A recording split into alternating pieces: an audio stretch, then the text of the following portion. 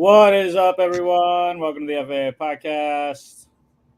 Last division to do today, NFC West. Got my CMC jersey on. And there's a bunch of other news. As training camp has been rolling on, a lot of teams a week in, a couple teams still not a week yet, but injuries are occurring already, and yeah, got a lot of great stuff going on. So yeah, we will have breaking news. Another deal getting done today, and the Lions making another big money deal this offseason. They signed their left tackle Taylor Decker, 3 years, $60 million extension, $31.83 million guaranteed, and the great offseason by GM Brad Holmes continues in Detroit, getting their guys signed for the foreseeable future, and what they hope is a title window here in the next 3 or 4 years.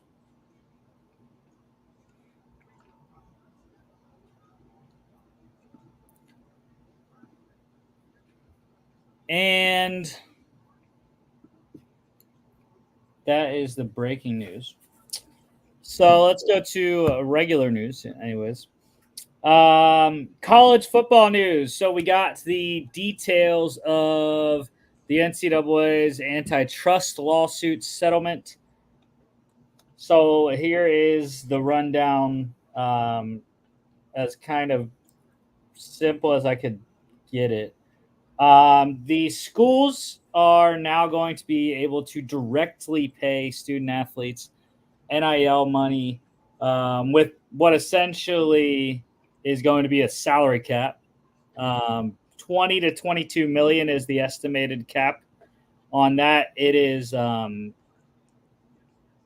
forget the percentage, but starts next year in 25-26. That money is going to come from Power Conference media rights, ticket sales, and sponsorships.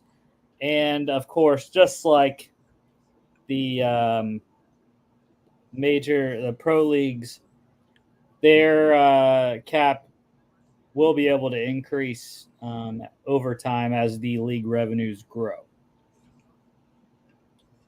All Division I athletes from 2016 to present are eligible. That's because of the statute of limitations on the earliest case that of the three that were consolidated into this one. Football and men's basketball players expected to receive an average of $135,000, and women's basketball expected to receive an average of $35,000. Obviously, those are the three highest grossing sports in college athletics. The highest individual estimated payout is going to be, they estimated to be $1.8 million. Who that is, no clue. Absolutely no clue. But it's probably going to be a football player, I would assume.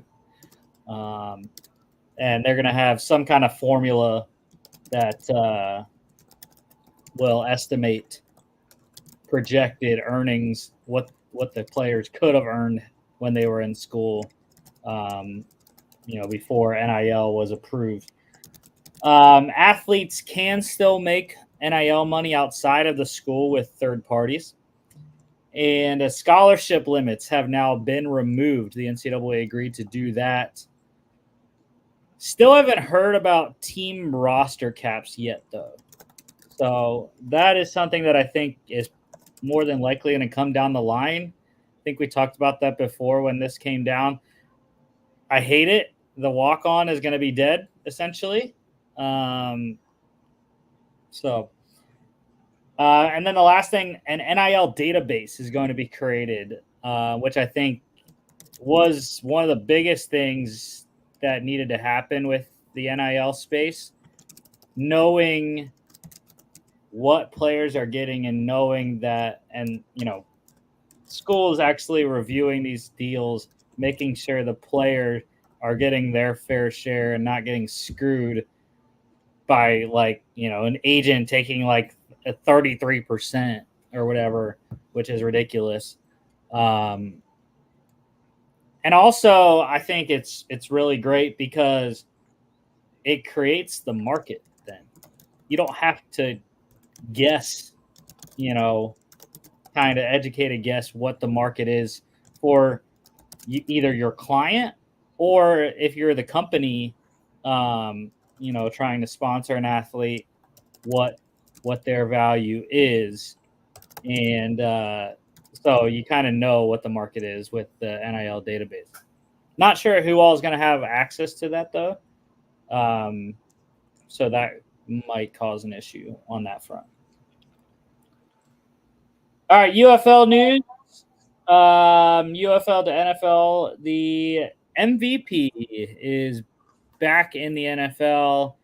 Stallions quarterback and, like I said, UFL MVP Adrian Martinez. He has signed with the Jets. Hate that fit though. He's not gonna have a chance to make that roster, unfortunately, with who they have already in place. With the Jets, they already have their three quarterbacks. Obviously, Aaron Rodgers drafted Jordan Travis in the 4th round and signed Tyrod Taylor in free agency as well to be the veteran backup. So those three are pretty much locked as the top. But maybe he gets some good playing time in the preseason, impresses another team, and signs somewhere else. Has played with the Lions. That's who he came into the league with as an undrafted free agent out of Kansas State a couple of years ago.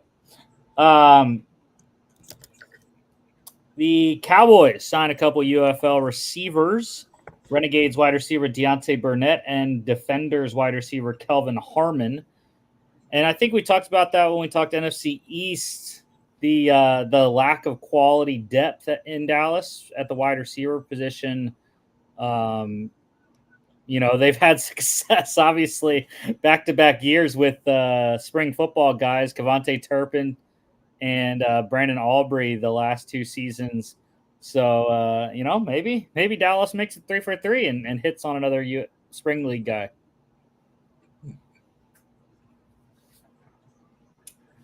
The Browns, they signed Stallions guard Zach Johnson. The Patriots, they signed Showboats defensive tackle Josiah Bronson, which will come into play when we talk injuries in a minute for the NFL. Workouts, the Jets also working out Michigan Panthers quarterback E.J. Perry and Roughnecks wide receiver Justin Hall. The Dolphins also working out Roughnecks wide receiver Justin Hall. The Falcons, they worked out Battlehawks offensive tackle Jawan Bushell-Beatty. Panthers, they worked out Michigan Panthers defensive tackle Walter Palmore. And the 49ers, they worked out Showboats quarterback Josh Love. All right, into NFL news here. The Steelers, they are inducting 4 new members into their Ring of Honor. Those 4 guys, defensive coordinator Dick LeBeau was the defensive backs coach from 92 to 94. Came back to Pittsburgh 2 seasons later in 95 to become the defensive coordinator, was the defensive coordinator for 2 years, 95 and 96, and then returned for a 3rd time to Pittsburgh, where he had his most success from 04 to 2014, winning 2 Super Bowl titles as a part of one of the league's best defenses, and which has continued even after he left to go to the Titans and whatnot. The next guy, linebacker Jason Gilden, was with Pittsburgh 94 to 03.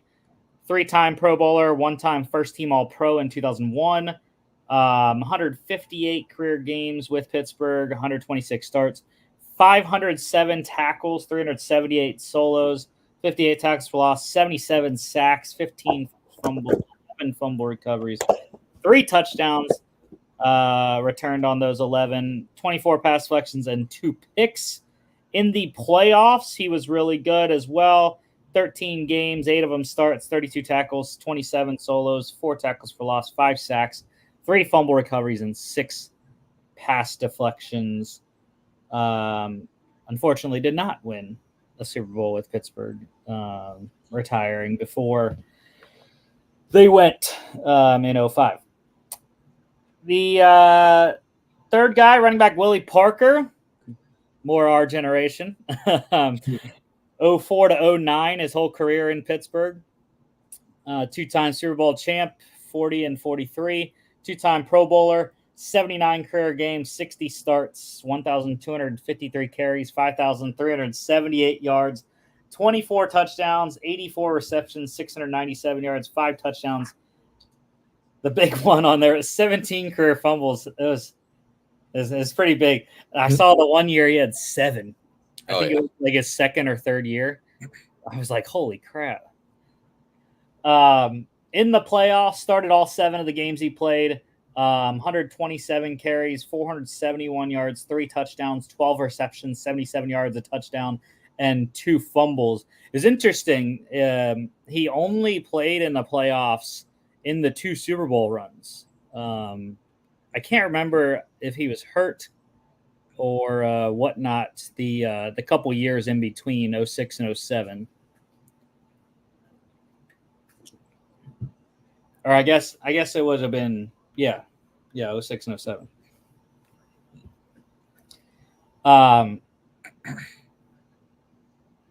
And then another guy in our generation of Steelers here, nose tackle Casey Hampton, 2001 to 2012, 2-time Super Bowl champ as well, won Super Bowl 40 and 43, 5-time Pro Bowler, 173 career games, 164 starts, 398 tackles, 231 solos, 39 tackles for loss. One thing that I was surprised, only 9 career sacks. That was one thing I was very shocked about, that Hampton only had 9 in his 12 seasons. 12 QB hits, 4 forced fumbles, 2 fumble recoveries, 4 pass deflections. In the playoffs, 16 games, 15 of them starts, 33 tackles, 17 solos, 3 tackles for loss, a sack, forced fumble, fumble recovery, and 2 pass deflections. Willie Parker, though, I thought it would have been interesting. Like, if the bus wouldn't have been in Pittsburgh, would he have had, a much better career, even though he had a pretty solid one?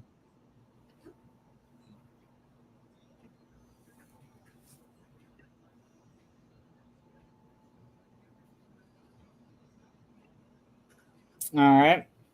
Moving on to the Rams. They signed, got their stuff figured out with their quarterback. Signed quarterback Matthew Stafford to a new contract adjustment. $5 million added this year from 2025.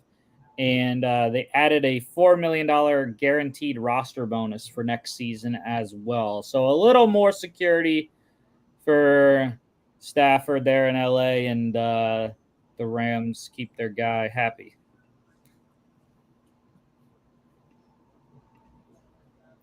And the Texans getting some bad news today. Defensive end Danico Autry has been suspended the first 6 games of the year. PED violation.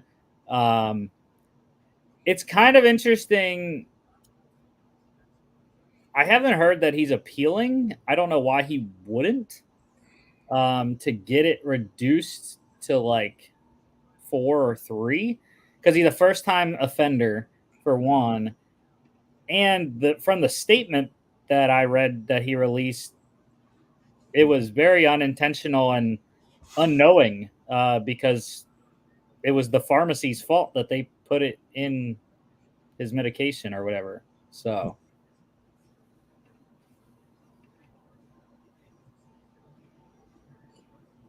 all right, NFI activation 49ers. I was watching Inside Training Camp live on NFL Network, and 49ers rookie wide receiver Ricky Pearsall got activated off NFI, so he was at his first career practice with San Fran, looking solid in the number 14 jersey out there.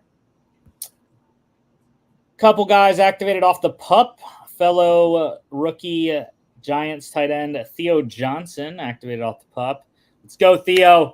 Go win that tight end job, baby. I need some help in fantasy. And the Chiefs, Pat Mahomes got one of his guys back. Guard Joe Tooney, coming off a pec injury. He got activated off the PUP list as well. Now, going to the other side, injuries here, and there have been a bunch of season enders this week. Or this weekend, I should say. One that's not, the first one here, Chiefs defense tackle Chris Jones. He has a groin strain. Looked like he was moving around all right at practice, just dancing and whatnot, but dealing with that there in KC. Patriots, scary situation on yesterday. Defense tackle Christian Barmore diagnosed with blood clots in his leg.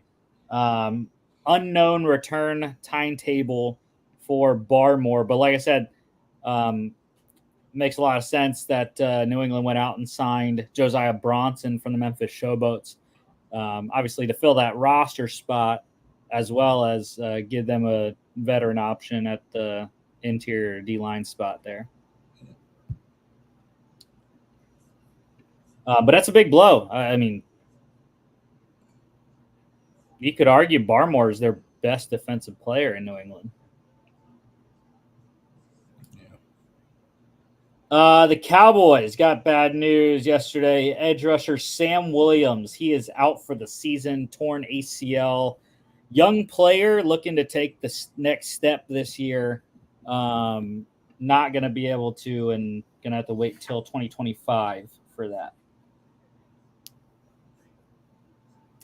Also done for the year, Colts edge rusher Samson Ebukam tore his Achilles today.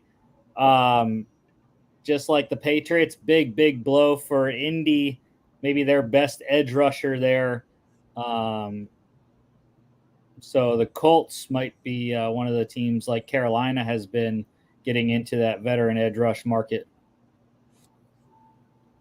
Unique Ngakoue is still out there. He's worked out for a couple teams, but he has not signed yet. The 49ers having some other injuries. Edge rusher Drake Jackson dealing with a knee. He is out at least the rest of training camp. We'll see if that lingers into the regular season or not. And rookie running back Isaac Garendo, he is out multiple weeks. He has a hamstring injury. All right. So we were a little late on this, I think, or maybe this was after the show on whatever. But another quarterback contract got signed. The Packers have signed quarterback Jordan Love, 4 years, $220 million, $155 million guaranteed. Yeah. Big money for Jordan Love.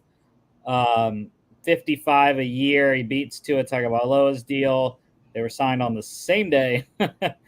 And yeah, everyone in Green Bay is happy now. Yeah. I'm not very shocked. A lot of people were kind of shocked at the term. I think the only thing that shocked me, I didn't think he'd become the highest paid QB. I thought he'd get something like Tua, like 53 in that range. I didn't think they'd go all the way to the top paying QB in the league. But yeah, I mean, with how the salary cap works and how much it just grows exponentially each year, this will be a pretty reasonable contract by the end of it. I don't think it's a bad deal at all. You just are hoping, for the Packers that the last 8 games of last year is the norm and not an outlier. Yeah. Well, I mean, I think it's a little bit different because I think I've made my my preference known about college quarterbacks, where I am not someone that likes the 1-year wonders in college, but in the NFL, I think it's okay. Obviously, you're looking for that consistency, but it's a lot of what I heard. It was a lot of interior, stuff that they have seen inside the building, taking on a bigger leadership role, especially with how young their wide receiver core and their weapons are. He's had to do that, but I think that's one of the big parts of it for Green Bay is the stuff that all the people like us on the outside don't get to see on a daily basis. Yeah. All right, let's get into some other lower level free agent signings. The Jets getting some secondary depth with Titans corner Kendall Sheffield. Lions, they signed Cowboys linebacker Malik Jefferson. The Saints O-line depth signing 49ers offensive lineman Jesse Davis. Your Vikings getting some secondary depth as well today. They signed Giants defensive back Bobby McCain. Comfortable in the Flores system. Was with them in Miami. Yeah. And then the Falcons, they just signed a former Colts wide receiver James Washington. Taking a flyer there. Another Pittsburgh wide receiver that hasn't done great outside of Pittsburgh. Deontay Johnson will be the exception this year. Telling you. All right, let's get to the NFC West here. Starting off with the defending NFC West and the defending NFC champ, San Francisco 49ers. 12-5 last year, like I said, won the NFC, lost in overtime to the Chiefs in Super Bowl 58. Losses-wise, it was a pretty big turnover offseason for San Fran. Quarterback Sam Darnold went to your Vikings. Wide receiver Ray McLeod to the Falcons, as did tight end Charlie Warner and Ross Dwelly. Offensive lineman Matt Pryor went to the Bears. Defensive tackle Eric Armstead to the Jags. Defensive tackle Javon Kinlaw to the Jets. Defensive tackle Sebastian Joseph Day to the Titans. Edge rusher Chase Young to the Saints. Edge rusher Clellan Ferrell to the Commanders. Edge rusher Randy Gregory to the Bucks. Linebacker Oren Burks to the Eagles. And corner Isaiah Oliver to the Jets. So this was yet another team that had massive turnover at one position, and that position was the edge rush and D-line overall, losing 6 players on that defensive line. So they did get some guys, which we'll talk about in a second. But do you think it's going to affect them necessarily, or do you think the turnover? I mean, they've done this a couple years. I mean, I think losing Armstead is a huge loss. But you look at other players, you look at like Chase Young, Farrell, Gregory. These guys were rotational at best. So I don't think they're gonna freak out about many of these. I think the only one you're kind of upset about is Armstead leaving. I think as long as you have Bosa and you continue that defensive system that has worked well for a very long time, I think you can really plug and play with a lot of guys. And I think the guys they did get in the offseason, as we will talk about, I think they'll fit in fine. I don't think they're going to do, especially D tackles, I don't think they're going to do as well as Armstead and Kinlaw. They were a really good duo. But I think they're going to be adequate. I think Bosa is going to take a lot of pressure off these guys. And I think these guys are going to perform still pretty well. Yeah, I would agree. It's crazy also that they released Eric Armstead. Did not want to pay him that Yeah, like Eggs did. So yeah, additions wise, like I said, it was a lot of turnover and kind of a in and out thing with most of the positions. They signed quarterback Joshua Dobbs from your Vikings. Running back Isaac Guerrero, who we just talked about with hamstring injury, drafted him in the 4th round, 129th. Wide receiver Trent Taylor, they got from the Bears. Drafted wide receivers Ricky Pearsall and Jacob Cowing. 1st round, 31st. 4th round, 135th. Signed tight end Logan Thomas from the Commanders. Offensive tackle Chris Hubbard from the Titans. Offensive tackle Brandon Parker from the Raiders. Drafted guard Dominic Puny in the 3rd round, 86th. Defensive tackle Jordan Elliott they got from the Browns. They traded for defensive tackle Malik Collins from the Texans. Signed edge rusher Leonard Floyd from the Bills. Edge rusher Yator Gross-Matos from the Panthers. Corner Isaac Yiadom from the Saints. Corner Rock Yassin from the Ravens. Drafted corner Reynardo Green, 2nd round, 64th. And safety Malik Mustafa, 4th round, 124th.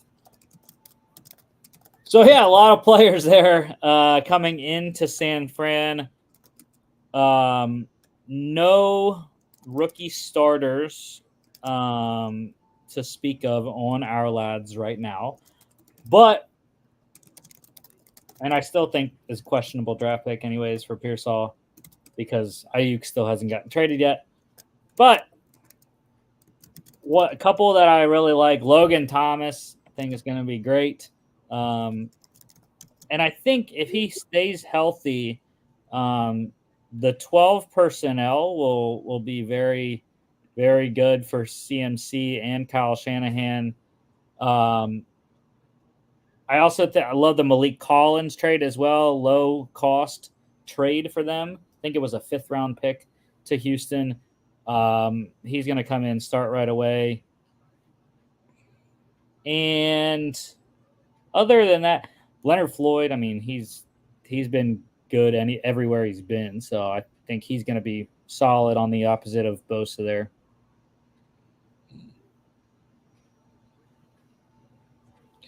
yeah. I mean, as I mentioned, I mean, they lost a lot of guys in defensive line, and they replaced it pretty well. I like Collins. I saw a little bit of Elliott when he was with Cleveland.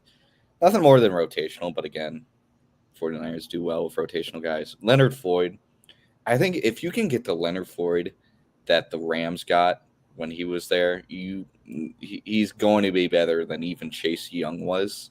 And Mm-hmm. Gross-Matos is also a very good signing, in my opinion. I think he has a lot that he can unlock. I think playing Carolina, I think it was a tough place to play defensively, and I think he can.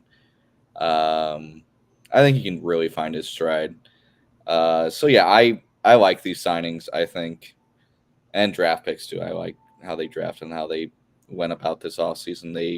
They focused up on the trenches in the offseason. I mean, 3 offensive linemen, 2 D tackles, 2 edge rushers. I mean, that is prioritizing the trenches. I'm a big fan of doing that in the draft. As you know, I fawned over every team that went for depth in the trenches in the draft, and I gotta tip my cap to the 49ers also making that a priority, especially now with Trent Williams kind of holding out. You're going to need even more because even after he comes out of the holdout, he's not going to be at like game shape right away. You're going to have a couple guys pick up the slack for a week or two until he gets back into game shape.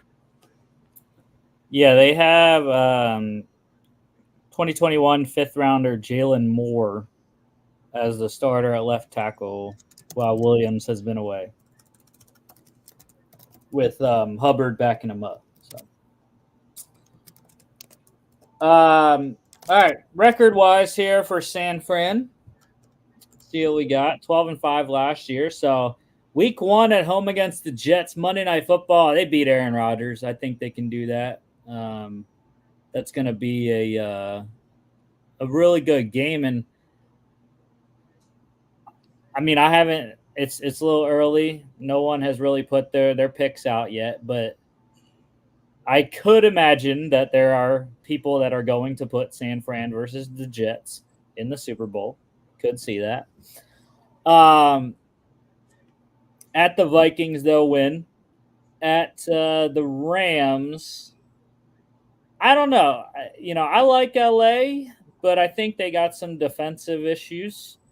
Um, so, and they're pretty young on defense as well. I think it's going to be a good game, but I think they can win that one. I think LA maybe gets them later in the season. So start off 3-0. They kicked the shit out of the Patriots. 4-0. That'll be a sad matchup to watch. 5-0. They beat the Cardinals. I think they sweep them. At the Seahawks. This is Thursday Night Football. Trap game. Seahawks get them in Seattle. The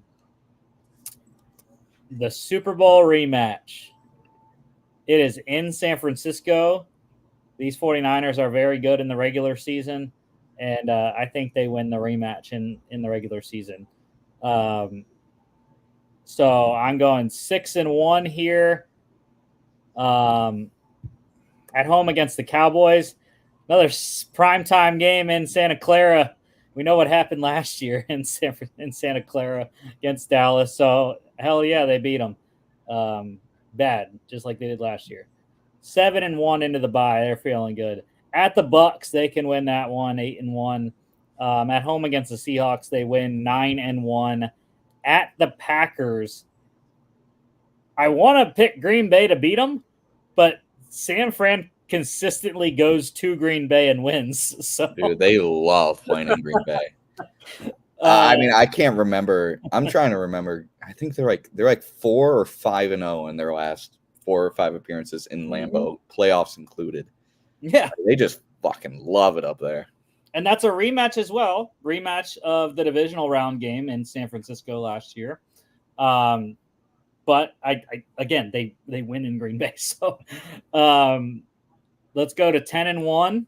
At the Bills, Sunday Night Football. I just don't believe in Buffalo as much this year with how devoid their skill position is. So give me the 49ers. We're rolling along at 11-1. They beat the Bears in San Francisco, 12-1. Like I said, I think the Rams get them late, though. 12-2 on a Thursday night in San Francisco. They lose in Miami as well. I like the Dolphins. So that's 12-3. At home against the Lions, Monday Night Football, Week 17, NFC Championship game rematch. Dude, they're getting all their playoff rematches in this season. I don't know. It's in Santa Clara again, though. But I'm going to give them a loss. I think Detroit's going to be motivated on that one. So we are 13-3, I think. Mm-hmm. And so I'm going to go 14-3. They sweep the Cardinals. All right. It might be 13-4 because that game's not going to matter probably. Yeah, I had a feeling that might be a sit-em game. Let's see. But I'm going to go 14-3, 4-2 in division. That's pretty good. Let's see. I got them beating both the Jets and Vikings, obviously. I think that's obvious. I'm going to agree with you of splitting on the Rams, but I think they're going to lose on the road. Rams usually do well at home in division. They have a tendency to just really play well at SoFi Stadium in division, so I'm going to give them that. So 2-1. They're going to beat New England, Arizona, and Seattle, so they're going to move to 5-1. Take on KC, and I think you're going to see another KC victory over San Fran, just to twist the knife. It always happens to them. They just can't avoid it. 5-2. They're going to beat Dallas, though, going to bye 6-2, come back, beat Tampa, beat Seattle, go into Green Bay, win, beat Buffalo, beat Chicago, beat the Rams, beat Miami, and then beat Detroit. That's right. I have them at 14-2. And then last week of the season, they're going to lose just because they're resting everyone. 14-3 as well. And you have 5-1 in division. Right? I do. The Rams. Yeah. I don't have a lot of faith in Seattle. I think they might. I feel like there are a lot of people sexy pick for like a wild card, but I don't really see it right now. I just think that Thursday night in Seattle, it's a short week. You're coming off a divisional game already, even though it's at home against Arizona. But we know, division games are tough. So, all right, let's go to the LA Rams. They went 10-7 last year. They were the 6th seed, lost in Detroit in the wild card. And they get to go to Detroit once again, where they ended their season on Sunday Night Football, Week 1. But before we get to that, losses-wise, quarterback Carson Wentz went to the Chiefs. Wide receiver Ben Skoranek, they traded him to the Texans. Center Brian Allen went to the Browns. Edge rusher Jonah Williams went to your Vikings. And safety Jordan Fuller went to the Panthers. Would love for my phone to work. Cool. Yeah, they're not going to miss any of those guys. Brian Allen, though, I think is one that was a potential for them to miss. But they did well. They did well to replace him. So cool. So my phone's just not going to work. That's fine. Cool.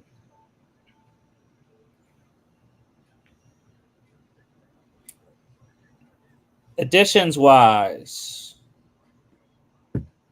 they signed quarterback Jimmy Garoppolo from the Raiders, running back Boston Scott from the Eagles. They drafted running back Blake Corum, 3rd round, 83rd. Drafted wide receiver Jordan Whittington, 6th round, 213th. Tight end Colby Parkinson, they signed from the Seahawks. They got guard Jonah Jackson from the Lions. They drafted guard KT Leviston, 7th round, 254th. Center Bo Limmer, 6th round, 217th. Defensive tackle Braden Fisk, 2nd round, 39th. Defensive tackle Tyler Davis, 6th round, 196th. Edge rusher Jared Verse, 1st round, 19th overall. Edge rusher Brennan Jackson, 5th round, 154th. Signed corner Darius Williams from the Jags. Corner Tre'Davious White from the Bills. Safety Cameron Curl from the Commanders. Drafted safety Cameron Kitchens, 3rd round, 99th. And kicker Joshua Carty, 6th round, 209th. So yeah, a lot of additions. This is a team that needed a lot of their draft picks to step up, especially on the D line. I forgot to put in. Obviously, they lost Aaron Donald as well to retirement, so big hole. But they drafted well. Braden Fisk, Jared Verse. That was what they needed to attack, was that pass rush, and I like those additions. Love the Cameron Curl signing. The corner room still concerns me. Trey White coming off ACL last year, I believe, right? I think it was ACL. And I like the interchange with Wentz and Garoppolo. Pretty similar players there. Backing up Stafford. And it was interesting also the Parkinson signing that they got. That's going to play out well early in the season as Higbee comes back from his ACL tear. He tore his ACL in the wild card game. So it's going to be a minute till they get Tyler Higbee back on the field. And Jonah Jackson was a big signing as well, interior guard. Yeah.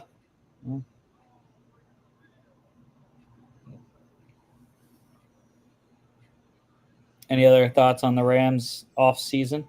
No, I mean, they didn't lose a ton, so they just had to reinforce both through the draft and some pretty decent buy low candidates. I like getting Tre'Davious White from Buffalo. I think that's a really good signing.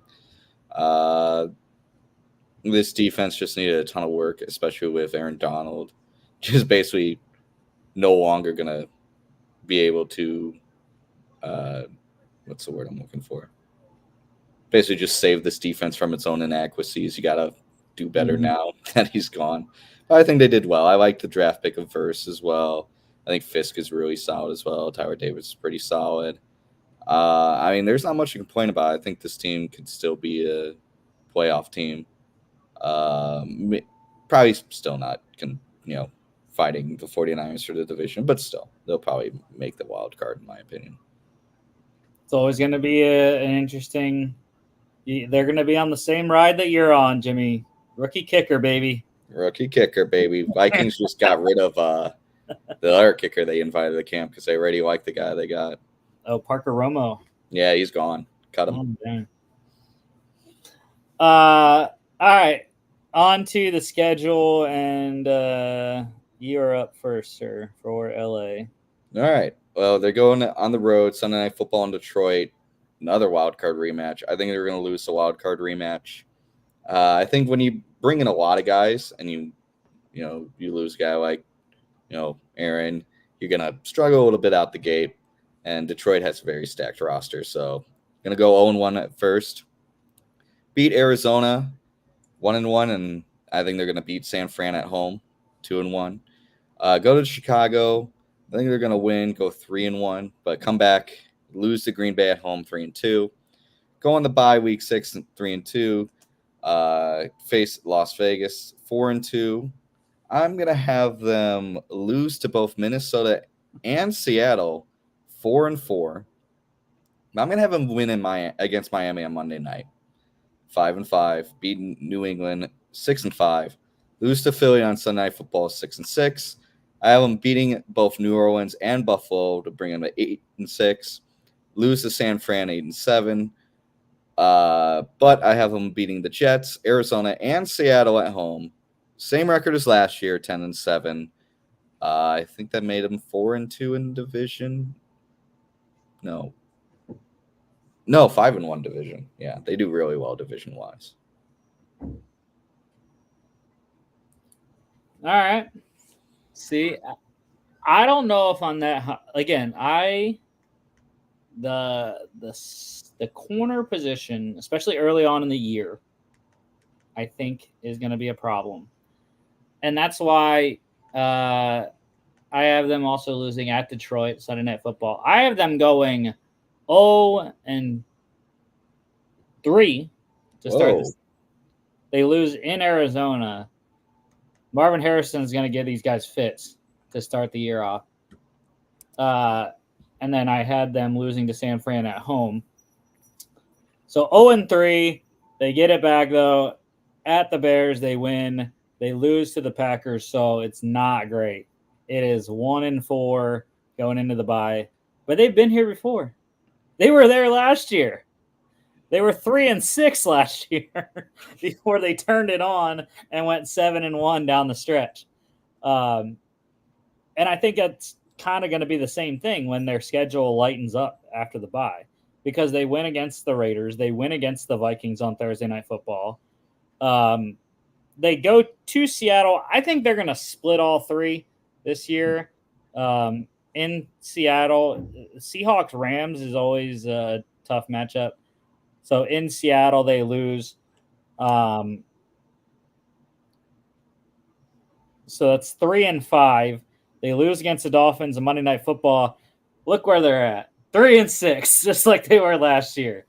At the Patriots, they win. However, they do lose to Philly Sunday Night Football. They are 4-7. They win in New Orleans to get to 5-7. Beat the Bills to get to 6-7. They get to 500 in Week 15 at San Francisco Thursday Night Football. I had them losing in New York to the Jets, though, to get to 7-8.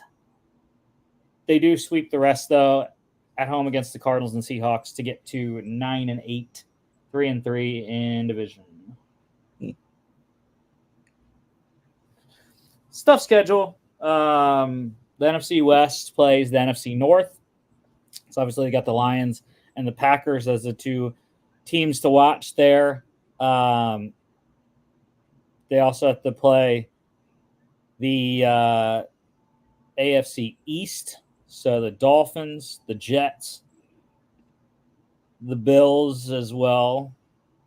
And then their crossover games are the AFC West, which does not set up well for San Fran.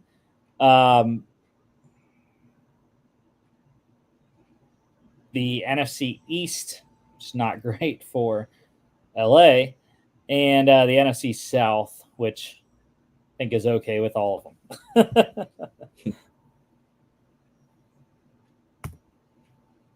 All right, let's go to the third place team last year. Seahawks 9-8, just missed out on the playoffs, but losses. Quarterback Drew Lock went to the Giants. Running back DJ Dallas to the Cardinals. Tight end Colby Parkinson went to the Rams. Tight end Will Dissly to the Chargers. Guard Damian Lewis to the Panthers.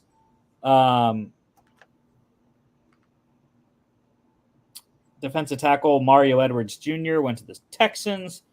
Linebacker Jordan Brooks to the Dolphins. Bobby Wagner to the Commanders. Devin Bush to the Browns. And safety Jamal Adams to the Titans. I don't really think they're going to miss most of those guys. But we'll talk about it in a sec. Additions. They traded for quarterback Sam Howell from the Commanders, signed wide receiver Laviska Shenault Jr. from the Panthers, tight end Pharaoh Brown from the Patriots, offensive tackle George Fant from the Texans, drafted offensive lineman Christian Haynes, 3rd round, 81st, signed guard Laken Tomlinson from the Jets, center Nick Harris from the Browns, defensive tackle Jonathan Hankins from the Cowboys, drafted defensive tackle Byron Murphy II, 1st round, 16th overall, signed linebacker Jerome Baker from the Dolphins, linebacker Tyrell Dodson from the Bills, drafted linebacker Tyrese Knight, 4th round, 118th, corner Nehemiah Pritchett, 5th round, 136th, corner DJ James, 6th round, 192nd, signed safety Rayshon Jenkins from the Jags and safety Kayvon Wallace from the Titans. So, yeah, another, we're 3 for 3 on the NFC West, big influx of players. But I think Seattle also did a good job of replacing what it lost. They even upgraded, I think, defensive tackle specifically, they upgraded. Player for player at linebacker. They needed to get some more guys in the secondary, which I thought they did well in the 2 draft picks. And I like Jenkins as well at safety. Christian Haynes, I'm hoping he starts at center or right guard. I think those are the 2 spots. 23 5th round pick Oluwatimi is at center. 23 4th rounder Anthony Bradford at right guard right now. But I think Haynes got a shot at either of those positions. So, yeah, not a lot. I was not shocked that they didn't really go after any weapons for Geno. They really are pretty solid on that front already.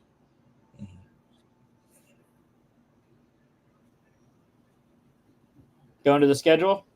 Let's do it. All right. Let's see how pissed our guy John Babington gets at us. Yeah, I'm actually going to intentionally give him a terrible record just to piss off John for not showing up to today's episode. You have a job. Shut up. A real job. I have a job. Shut up, John.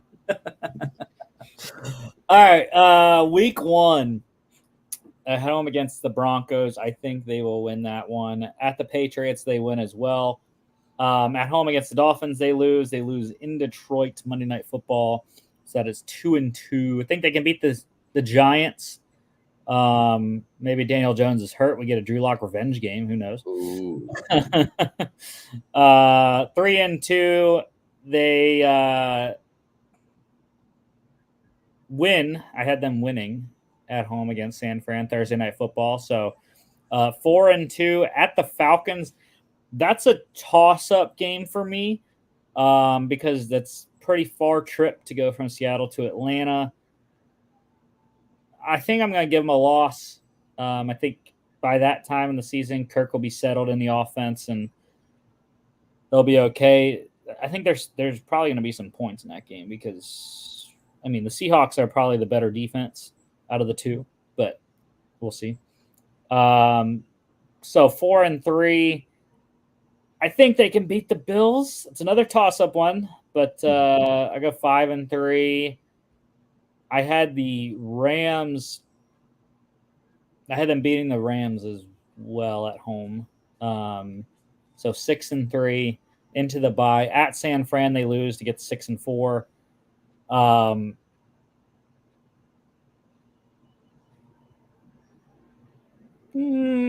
Yeah, they beat the Cardinals 6-5. At the or 7-4.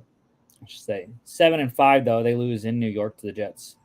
They will split all three, just like I had the Rams doing. At the Cardinals, they lose to get to 7-6. At home against the Packers, Sunday Night Football, they lose 7-7.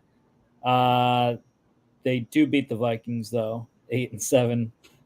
They at the Bears Thursday Night Football.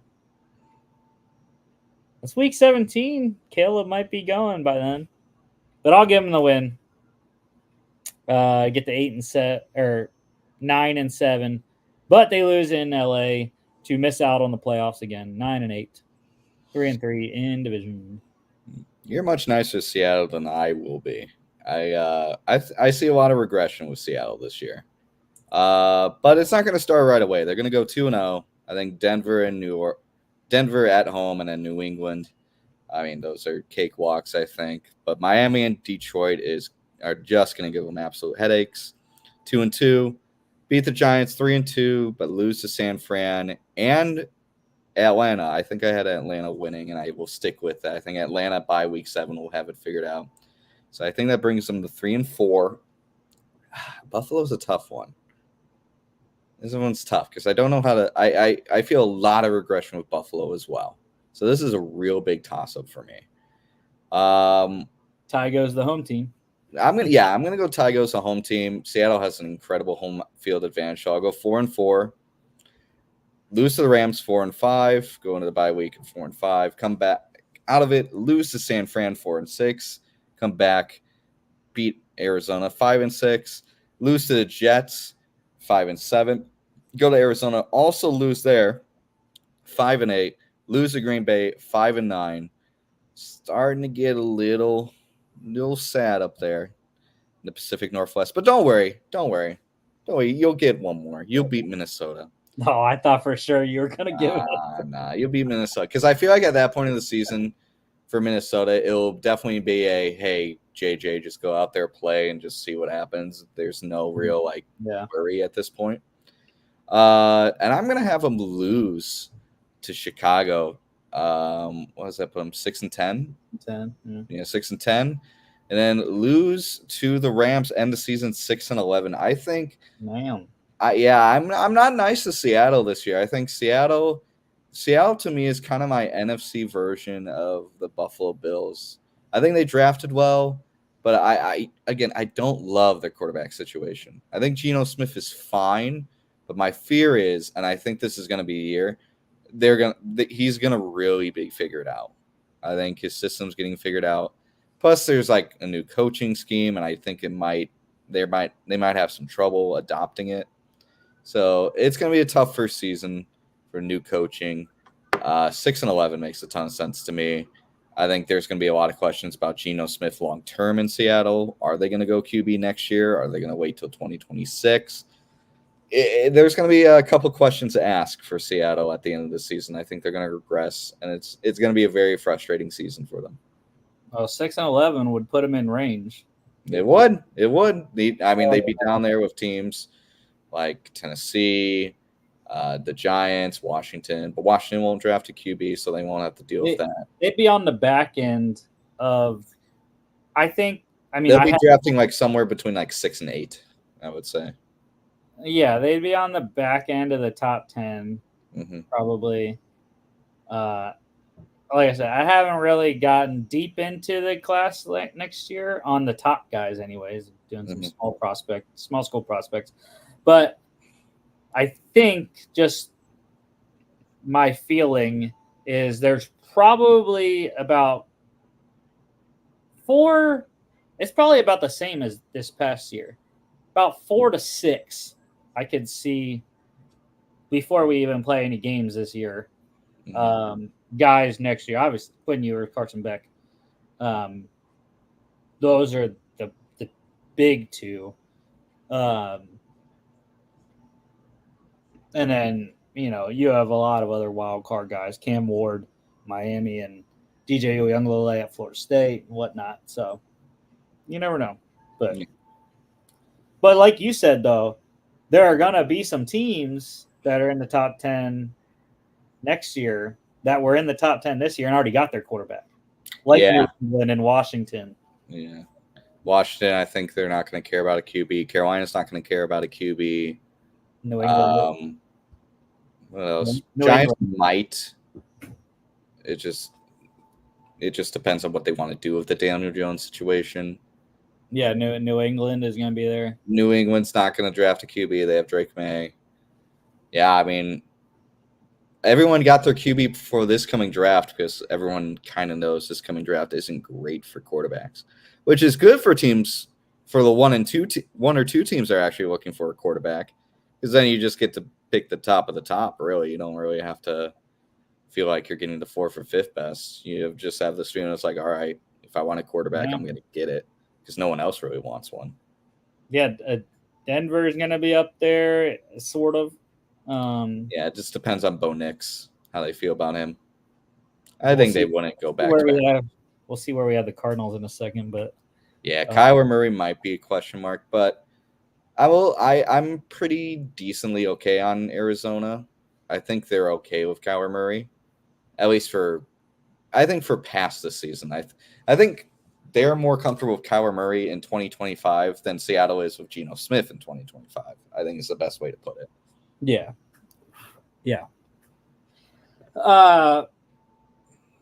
Well, I'd also have to check on the contract situation there, Kyler, because I don't remember how many more years he has. At least 3, I think, and I don't think they can get out of it until probably 26.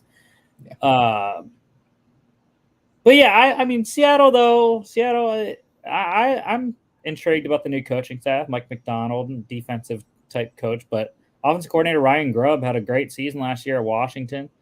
And I think it's going to be interesting to watch how that new offense runs. On to Arizona, though. 4-13 last year. Obviously, Kyler injured for a good majority of the year. But losses, there weren't many. Wide receiver Marquise Brown went to the Chiefs. They traded wide receiver Rondale Moore to the Falcons, and corner Antonio Hamilton went to the Falcons as well. So that was it. Additions 4 for 4 here. A lot of players added in the NFC West. Quarterback Desmond Ridder, they got him from the Falcons in a trade, the Rondale Moore trade. Running back DJ Dallas, they signed from the Seahawks. Drafted running back Trey Benson, 3rd round, 66th.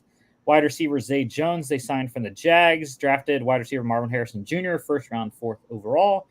Tight end Tip Ryman, drafted him in the 3rd round, 82nd. Signed offensive tackle Jonah Williams from the Bengals. Drafted offensive tackle Christian Jones, 5th round, 162nd. Offensive lineman Isaiah Adams, 3rd round, 71st.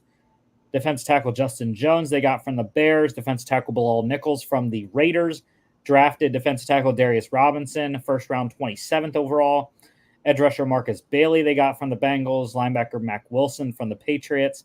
Corner Sean Murphy Bunting from the Titans. And then they drafted 3 corners, Max Melton, 2nd round, 43rd. Elijah Jones, 3rd round, 90th. Jaden Davis, 7th round, 226th. And safety Dadrian Taylor Demerson, 4th round, 104th. So a lot of young players in the secondary. But like I said, they really did not lose anything that they didn't replace.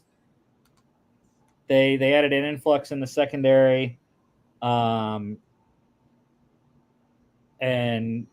I think the upgrade, obviously, Marvin Harrison, that's the big shiny piece that Kyler got. And there's still something left for this defense, but I think Jonathan Gannon is gonna see some improvement this year. Yeah, I like this roster. I still think they're going to be fighting with Seattle for the bottom of the division, but it's kind of how I feel about Carolina. It's kind of how I feel about Arizona, but even better scale, I would say. Like, they're going to have a bad season, but they're going to go like, oh, wow, like we had a lot of upside. You get a couple decent players to develop, get a couple guys in free agency, because I think they're pretty decent in terms of cap space. I think they might see this season as I think this season is going to be a launching point, because I think they see the Rams as getting older. I think they see San Fran as a team that's going to get themselves in cap hell. And Seattle's a question mark. I think Arizona's going to see next year as the year to really try to take a run for the division. But it all, as I mentioned earlier, it all depends on Kyler Murray. Mm-hmm. I think Kyler Murray really has to take it. He has to make himself an obvious top 10 QB in the league. Not like, ooh, I can make an argument for him being top 10. Like, he has to be like, you are obviously a top 10 QB. You play like it. You look like it. Everything about your play is top 10 in the league. But yeah, I believe in this team. Not this year, but I believe in this team. Well, go ahead and tell us what you think about this year for Arizona record-wise. All right. Well, I don't believe in them right away because they're going to go 0-3 right away. They're going to lose to Buffalo. Buffalo is going to play pretty well. Rams, I think I mentioned Rams are going to come in and play pretty well. And then facing Detroit is pretty rough. But they're going to turn around, beat Washington 1-3, and then back-to-back road games against hefty opponents. And that sucks. So I'm going to go 1-5. It's going to be a tough start. But I think the one thing that they're going to rest their head on is they're going to have a really solid Week 7 victory on Monday Night Football at home, 2-5. Go to Miami. It's going to be a tough one, 2-6. Face Chicago in Arizona. I think they're actually going to win this one, 3-6. Face the Jets at home. Oof. This one's tough because I almost want to say Aaron Rodgers always gets heartbroken in Arizona. He always finds a way to get heartbroken. But I can't give it to him. 3-7. Tough start. But I think the back end of their season is going to be really solid, but it's not going to start right away. They're going to lose to Seattle, lose to Minnesota 3-9. But they're going to beat Seattle, New England, Carolina, and what is that? What does that make them? 6-9. And then but fall the last 2 weeks against the Rams and San Fran. Same record as Seattle, 6-11. What was it? 2-4 in division. I had them beating Seattle. I thought you had them beating San Fran at the last game. Oh, never mind. Yeah, make it 7-10. I had them beating San Fran because that's going to be a San Fran plays nobody game. So yeah, 7-10. 7-10. I think they're going to edge out Seattle for the bottom of the division. I think they're going to go from 3-7 to 7-10. I think they're going to hang their hats on having a winning record after their bye week. And it's going to be something to build upon going into next year. And I think Kyler Murray after the bye is going to look really solid. Even in losses, I think it's going to look very solid. Okay. And division-wise, Seattle, they beat. San Fran, they beat. I don't think they had. No, I didn't have them winning in Seattle. So, yeah, 2-4.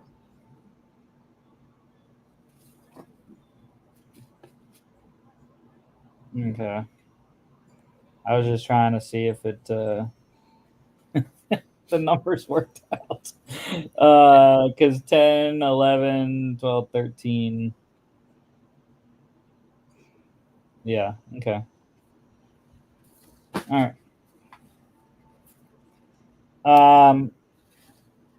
I think we'll see. We'll see. I might be along the same lines.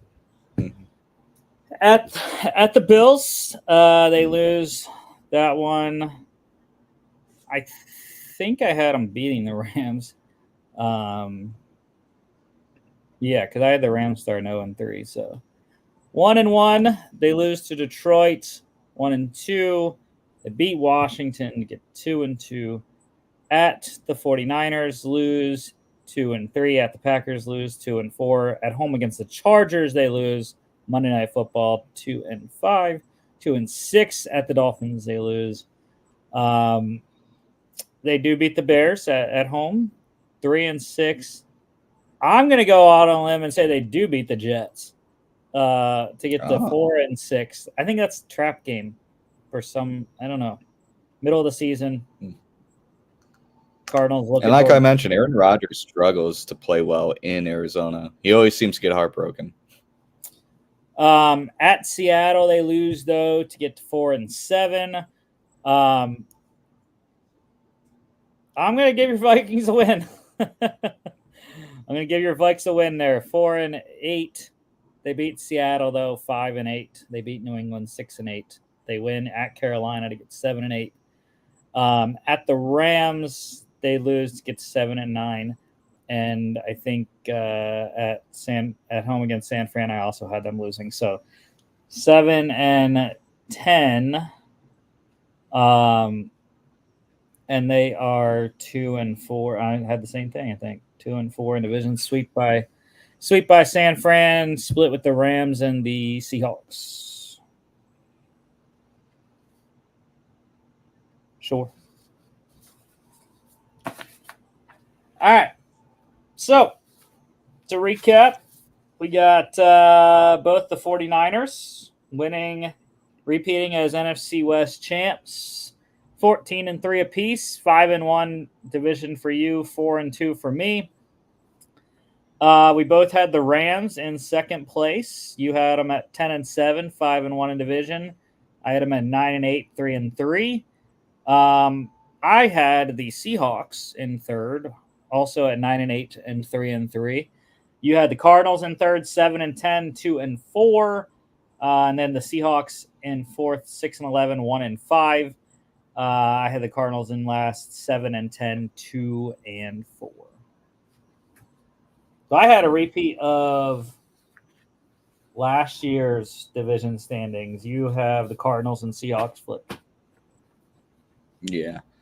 I think Cardinals are going to make not a huge jump, but just a step in the right direction kind of jump. And I think with Seattle, I think this is going to probably be the last year where they really believe that Geno Smith is the guy. Yeah. 3-win improvement for Arizona. That's solid year-over-year progression. Yeah, it's the kind of thing you want to see. Yeah. All right. Last thing here, Hall of Fame game preview. We have preseason football this week, dude. Thursday night. Woo! On NBC, I think. I didn't write down the time or anything for it, but I believe it's on NBC or ABC, ESPN, and ESPN Plus. 8:00 Eastern on Thursday. But just some players to watch. Obviously, you're not going to see any of the starters, nor are you going to see probably a lot of the main backups either. It's going to be a lot of third, fourth, fifth string guys that are on the roster bubble. So, quarterback. My favorite thing about the Hall of Fame game is sorry. You're good. Go ahead. I was going to say that my favorite thing about the Hall of Fame game is it makes everyone go, oh, wait, the first week or two of preseason fucking sucks. Yeah. I mean, I love it, especially was it 2 years ago? 2 years ago, I think. Maybe it was last year. Steelers were in it, whatever. Anyways, I'm a football addict, as this show says. So, quarterback-wise, I'm interested to see what the Bears are going to do. Are they going to throw Tyson Bagent out, or is it just going to be Brett Rippon? They also have undrafted quarterback Austin Reed out of Western Kentucky. So those are the three, maybe only two guys that go. Maybe Rippon gets a half, Reed gets a half. But like I said, I wouldn't be shocked if Bagent plays just because he's only going to be in year 2 this year. And and he's the backup. I mean, he played pretty well last year as an undrafted guy and won him some games, but Rippon is the veteran, so I don't know if there's actually a competition or not for the backup spot. But if there is, we'll know when Bajent starts on Thursday. In terms of other guys to watch, I mean, the wide receiver position, the depth, I think there might be some question marks. Not really. But you're going to see guys like Dante Pettis, Colin Johnson, Nasimba Webster, Freddie Swain. I don't know who they're going to put out at tight end because probably just these undrafted guys. But running back wise, I'm intrigued to see if they put Rashawn Johnson out there any or not. Because he is listed as the third running back. But going to see Travis Homer, I'm sure, Demetric Felton as well. And then defensively, there's some rookies that are fighting for jobs. Austin Booker out of Kansas, Keith Randolph, undrafted guy, Leon Jones as well. Those are kind of the guys. Jamari Chroma, undrafted out of JMU. I am intrigued to watch him as well. Javin White, UFL guy. I'm sure Torrey Taylor will get a little bit of work before Corliss Waitman takes over. So those are the Bears guys I'm looking out for. Anyone else you're looking at? Your division there with the Bears. So not really. All right, well, Houston-wise, starting at quarterback, I think this is another – they're a team as well that it's going to be intriguing to watch what they do at quarterback in the preseason. Is Davis Mills going to play or not? Is Case Keenum going to play? Because they don't have any young guys at the position. Like Davis Mills and Stroud, obviously, are their youngest guys. And they have veterans, Case Keenum and Tim Boyle. So you're going to see probably a lot of Tim Boyle, maybe some Keenum, maybe some Mills. I'm interested to see if Cam Akers is going to be out there or not. I don't know. You think he's – because he's not injured anymore. So – he should be out there. Undrafted running back British Brooks as well. Veteran J.J. Taylor. 6th rounder Jawar Jordan should play a ton. Cade Stover should get out there, the 4th rounder. And then this is a team, unlike the Bears, that I think there's a lot to be said for who's going to be the wide receivers. They have a bunch of guys. Xavier Hutchinson, 6th rounder last year. Obviously the veteran Robert Woods. Ben Skoranek, who they traded for. 22 second-rounder John Mechie. They have Noah Brown, obviously played well last year. Quintez Cephas, the veteran. Undrafted Jaden Yonke as well. I think the wide receivers could be intriguing to watch in this one. And then rookies on defense. I don't know if Lassiter is going to play or not. I would think not because he's the projected starter opposite of Stingley right now. Bullock may play as well. I'm not sure. Pretty high draft pick, 3rd rounder, so we'll see. Jamal Hill, though, linebacker, 6th rounder out of Oregon, could play. Love my guy Max Tooley, BYU undrafted. I'm interested to watch him. 7th rounder Solomon Byrd out of USC. Marcus Harris, also a 7th rounder to Auburn, defensive tackle. Those guys should be out there. And then some other veterans, Ali Gay, McTelvin Agim, Malik Fisher, Troy Pride, all those guys. MJ Stewart should be out there as well, Lonnie Johnson. So those are some of the guys that I'm interested to watch. Jake Hansen as well. Chris Boyd. So yeah, a lot of players out there. I'll be watching. So, and we'll get you that recap on the Friday show. So next week we're transitioning to college football. And Jimmy's gonna say no. I'm not on every single college show because they're gonna be long. Oh, what's the Sun Belt? Nah, I'm out. This one particularly is gonna be long. Nah, I gotta be in there for my Fun Belt, dude. My Texas State boys. There are a million teams between, or not. No, we're not doing Sun Belt. We're not doing Sun Belt actually next Monday. It's or no, no, we are. Never mind. No, we are. Oh, thank God. I was thinking about Friday's show that I'm already working on the script. No, Friday we're doing ACC and the Pac-2. So that okay. That's gonna be a quick one. The ACC's got 17 teams now. Sure. This show next Monday is gonna be very long. There's a lot of teams in the American and the Sun Belt now. Probably, I want to say upper 20s between the two conferences. So it's gonna be long shows. My computer is gonna burn out, and it's gonna be great. But we also get your week 1 preseason preview next Monday as well. There's a couple games on Thursday, a couple games on Friday. So we will talk about a couple of those.